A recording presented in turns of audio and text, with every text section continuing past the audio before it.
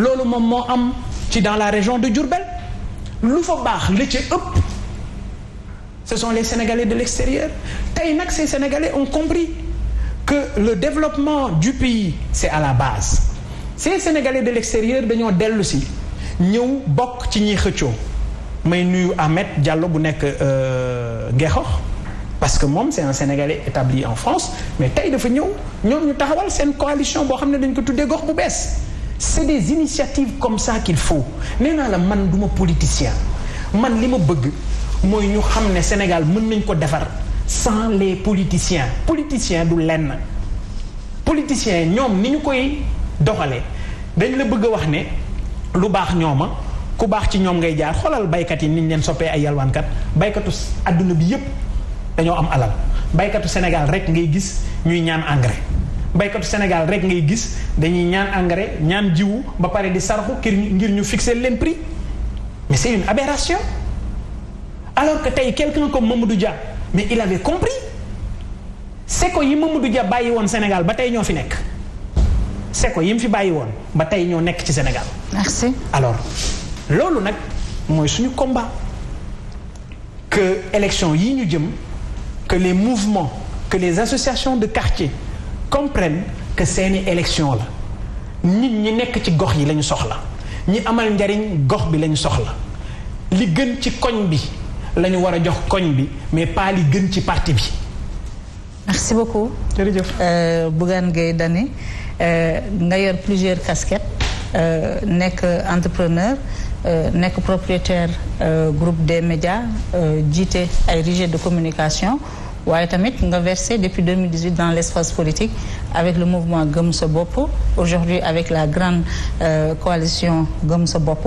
di dëggal sa bopp da nga bëgg a dem 2024 élection présidentielle. da ngay nekk candidat amuñu ci xel ñaar. d'accord 2024 donc, on sera le successeur de Macky Sall inchallah. Inchallah donc futur candidat à la candidature à la présidentielle parce que parrainage bi mu ngi am ba tey ma amoon mbégte dalal la. ñu waxtaane lu bari ci wàllu politique waaye tamit waxtaane tuuti ci wàllu entrepreneur jot na nag sax Sénégal ñuy créer ay géew yoo xam ne dinañu waxtaane wàllu koom c'est-à-dire des gens comme yow ak man ak ñeneen ñu toog di waxtaan ak nit ñi ci jafe-jafe yi ñuy jànkoonteel au quotidien parce que j'ai l'impression que la majorité des Sénégalais xamuñu man damay xaw a faible tuuti booy wax ci sa problème mu en tant que chef d'entreprise parce que je sais ce que c'est te yow yaa ma ëpp ay employés donc j'imagine que man su ma amee 121 employés vous en avez 600 donc problème yaa ma ëpp ay problème donc dinañu am yeneen ndaje yoo xam ne di ngeen confessé wu en tant que entrepreneur ci seen combat au quotidien te it baax na Sénégalais yi di respecter les entrepreneurs di leen nawlu te it bañ leen rek jël leen teg leen ay va-nu-pieds wala ñoo xam ne dañoo tëpp étage. dama lay dolli rek gis nga Sénégal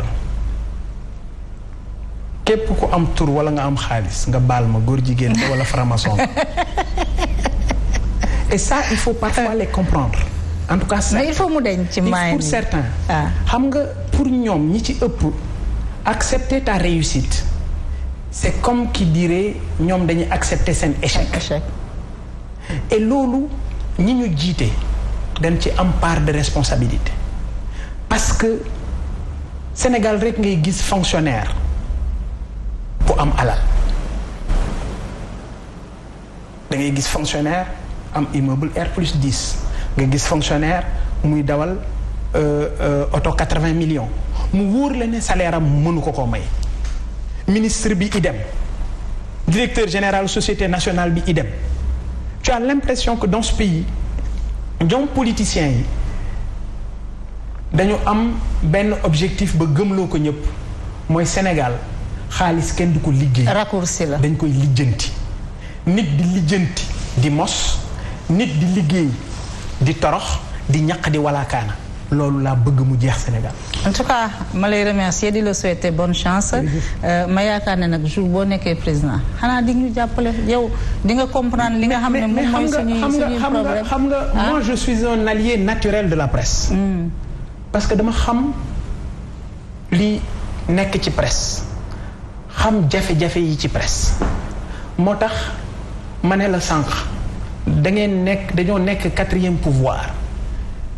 di façonner ay nit di leen jiital saa su ne di fabriquer sax ay nit mujj gi ñuy wëlbatiku sax ñoom ci seen bopp di la saaga ngay fabriquer ay nit ñuy jël nguur la nga doon xeex yépp ñu dellu si waat ñu retourné wu contre yow tey ki lay wax ne tu as fait une excellente émission bu nekkee ci nguur gi boo defee émission bu ne demee moom moo lay wax ne tu es un journaliste corrompu mu rëkk sa ndigg moom muy rëkk sa ndigg alors loolu il faut mu dakk ni ma ko nekkee ci presse bi noonu la ma yàlla dimbalee ma nekk ci dans le milieu des hommes d'affaires des entrepreneurs ma xam jafe-jafe yi ñu ci nekk noonu la ma yàlla dimbalee ma bokk ci ñi nga xam ne waa UNACOIS lañu dañuy jënd di jaay may jënd di jaay